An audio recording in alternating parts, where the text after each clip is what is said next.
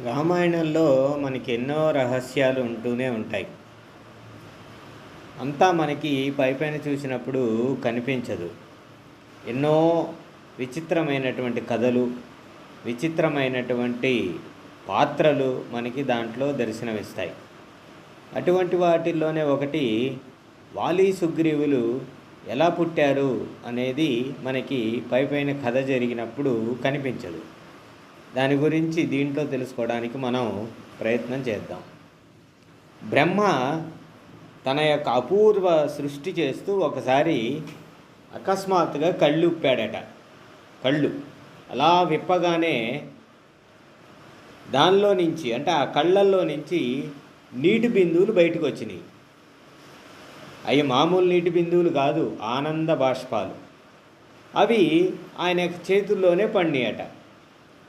ఆయన ఏం చేశాడు, ఆ నీటిని కిందకు నేల మీద వదిలాడు చతుర్ముఖ బ్రహ్మ. అప్పుడు ఆ నీటి నుంచి రోమాలు, బలమైనటువంటి తోకతో ఒక వ్యక్తి పుట్టుకొచ్చాడు. అతడి పేరే వృక్షరథుడు. తండ్రి, నన్నేం చేయమంటావు అని అడిగాడు.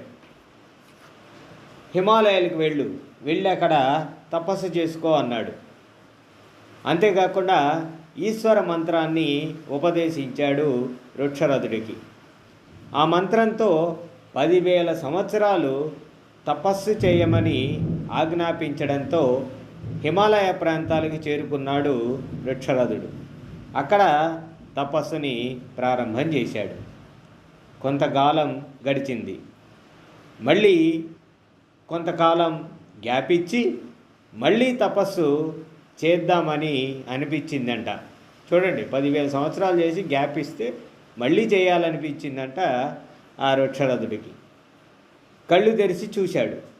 ఎదురుగా అతనికి ఒక అందమైనటువంటి సరస్సు కనిపించింది. సరస్సు దగ్గరికి వెళ్ళి నీళ్లు తాగుదామని వంగాడు. అప్పుడు ఆ నీటిలో తన నీడ కనపడింది. తన ప్రతిబింబాన్ని చూసుకున్నాడు. చూసుకొని ఏంటిది, మరో వానరం అనుకున్నట్ట. అప్పటికి సృష్టి ప్రారంభం కనుక మరో జీవిని అతడు చూసిందే లేదు. ఆ నీటిలో మరో కోతి ఉందనుకొని గర్జించాడు. నీళ్లలోకి దూకాడు. ఆశ్చర్యంగా దేవతా స్త్రీగా మారిపోయాడు. తను స్త్రీగా మారానని కూడా అర్థం కాలేదు అతనికి.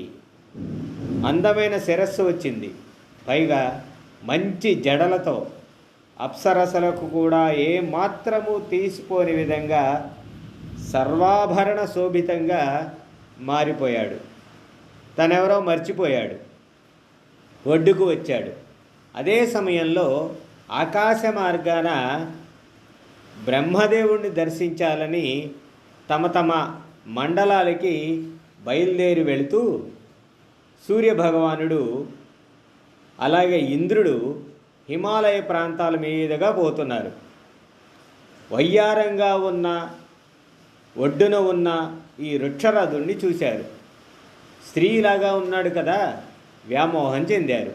ముందుగా ఇంద్రుడు, ఇంత అందమైన స్త్రీకి బ్రహ్మదేవుడు ఎందుకబ్బా వాలాన్ని ఏర్పాటు చేశాడు అనుకుంటూ తన భ్రూమధ్యం నుంచి దృష్టిని కేంద్రీకరించాడు ఆ వాలంపై, అంటే తోక మీద. దాంతో ఆ వాలం నుంచి అత్యంత బలకాయుడైనటువంటి వానరుడు పుట్టాడు.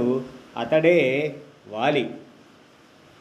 అప్పుడు సూర్యుడు కూడా తన శక్తిలో కొంత భాగాన్ని వృక్షరథుని యొక్క గ్రీవం, అంటే కంఠం అన్నమాట, ఆ కంఠం మీద ప్రసరింపజేయడంతో మరో వానరుడు పుట్టుకొచ్చాడు.